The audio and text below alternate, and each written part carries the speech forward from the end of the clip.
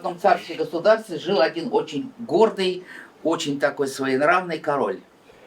Он любил, что он один, всем командует, он считал себя самым мудрым, самым умным, самым гордым. И вдруг ему говорят: слушайте, говорит, а еще у нас, говорит, в королевстве живет один знахарь. Он тоже очень мудрый, очень умный, такой продвинутый. И тот говорит: пошлите гонцов, пусть он придет к нам и служит нам во дворе, раз он такой. Гонцов он послал, они подошли к этому знахарю, который живет отдельно там, значит, в своей землянке. Король тебя приглашает, чтобы ты служил во дворе. А тот знахарь, он был очень умный, очень гордый, очень свободолюбивый. Он говорит: я не могу, я буду жить здесь, у себя в землянке, я никуда не пойду. Король очень сильно обиделся и говорит: надо его наказать. Кто у него там любимый есть? Вы знаете, у него, говорит, жена любимая. Убейте, говорит, жену его. Убили жену, и король спрашивает: ну как он там чувствует себя? Вы знаете, он пережил это горе, живет дальше, но во дворец к вам не идет. Кто у него еще есть? У него, говорит, детей много. Убейте, говорит, детей его. Убили детей его. Ну что, говорит, сломлен он горем, говорит, придет во дворец к нам? Нет, говорит, не идет он, значит, скорбит, не идет. Кто еще у него есть? У него много, говорит, братьев-сестер. Братьев-сестер убили, но гордый человек не сломался горем и во дворец королю служить не пошел. И тогда король был в замешательстве. Король не знал, что делать. Кто у него еще есть там? Почему он не сломлен? А вы знаете, король, говорит, у него очень много хороших, верных друзей. Дуслар по-татарски. Вот эти дуслар с ним рядом помогли ему горе пережить. И, значит, он не сломлен, с друзьями живет, общается. И тогда король не мог это понять. И что же, говорит, делать? Убейте друзей. И тогда убили его друзей, и королю докладывает: вы знаете, говорит, сломлен он горем, больше в одиночестве уже замкнулся и живет, и это на него очень сильно повлияло. Король не мог понять эту мораль. Почему он так расстроен был и не сломлен, когда там детей убили, братьев, а когда друзей убили. И тогда этот король пошел к этому знахарю гордому и говорит: объясни мне свою мораль, я не могу понять, почему ты не был сломлен и выстоял все это горе, а, значит, когда друзей у тебя убили, все-таки, значит, ты все-таки был сломлен, расстроен, и на тебя это повлияло. Гордый мудрец ответил: вот ты, говорит, король хоть и мудрый, но главное, говорит, ты не понимаешь, что все родственники, которые у нас есть, да, они идут нам от Бога. Также Аллах их посылает. Родителей, братьев, детей – это от Аллаха.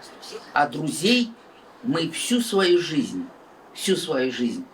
ищем, находим и создаем. Сопромат закончился, сейчас ТММ начнется. Вот. Поняли? Нет смысла? Дуслар. Вот. Вторая такая сказка с очень большим смыслом. На рынке жил-был столяр. И вот этот столяр работал в своей столярке. У него иногда получалось, вот рубанком проводите, понимаете, да, по дереву. И у вас получается такая стружка. И вот эта стружка у него была тонкая-тонкая и была длинная, как серпантин. Вот. Так у него вот получались вот эти стружки. Но очень редко они получались. И вот и сидит он, работает у себя в столярке, мимо идет король, заходит к нему в столярку, видит эти стружки, удивляется, что они настолько тонкие, изящные и длинные, значит, завернутые. Ох, как это у тебя получается, давай, говорит, к завтрашнему утру 100 штук мне сделай. Дверью хлопнул король со своей свитой, охранниками и ушел. Но у него одна стружка получается там редко очень. И он понял, а если короля задание он не выполнит, значит, у него на всей площади при всех отрубит голову. Он расстроился, сидит, значит, семью свою посмотрел, и к нему приходит сосед. Он рассказывает соседу эту историю. Вот ко мне пришел сосед, вот король, стружка, попросил у меня 100 штук, у меня одна там получается кое-как. Поэтому, говорит, завтра на всей площади, при всех, я короля задание не сделал, мне отрубят голову. А сосед ему говорит: да, наверное, отрубят, но ведь у нас целая ночь впереди. Давай, говорит, ее проведем. так как последние, они пошли, значит, в трактир, пели песни, плясали, так весело провели эту ночь, последнюю же ночь, он даже не заметил. Так весело они ее провели. Пришел он домой, сел и ждет охранников, стражников короля. Долго ждать не пришлось, стук в дверь. Кто там? Он спрашивает, а ему говорят, это стражники короля. Ну все, он подумал. Он с таким настроением, гордостью открывает дверь, а они ему говорят, слушай, говорит, сегодня ночью король умер, надо гроб сделать.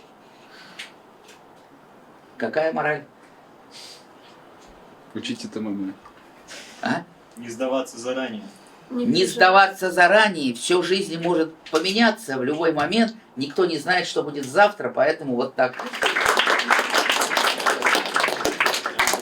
Все лица знакомые, рад вас здесь всех сегодня видеть. Хотел попросить чуть более об активном участии в нашем сообществе. Скоро снова у нас будут шашлыки, все бесплатно для всех, халяльно. В городе Москва, многие из вас уже там были. Кто были, поднимите руки. Понравилось? Очень. Да, отлично. Прекрасно. Приглашайте друзей. Приходите буквально 5 минут пешком от метро в городе Москва на частном участке. Сейчас там очень классно, поют птички, есть теплый дом в случае непогоды. Все халяльно, само собой. И организации, и еда, и, в общем, все остальное. Вот. К морали Рустама Фаизовича по поводу друзей хотел бы добавить. Вот сегодня с одним молодым человеком мы эту тему подняли по поводу друзей. Я заметил, что с течением времени, вот в моем детстве дружба это была само собой разумеющаяся вещь. То есть мы находили примерно одинаковых по размеру людей друг с дружкой, и уже все, мы лучшие друзья там, да, начиная с песочницы. Лично у меня я могу выделить 8 друзей, с кем я знаком больше 20 лет, и они уже, ну, не просто эта цифра, а проверенные определенным делом. И сейчас, к сожалению, замечаю такую тенденцию, мир несколько становится более таким поверхностным, одноразовым, и дружба превращается в некий навык. Я бы вам посоветовал его развивать, то есть быть хорошим другом и уметь распознавать людей, которые будут хорошими друзьями для вас.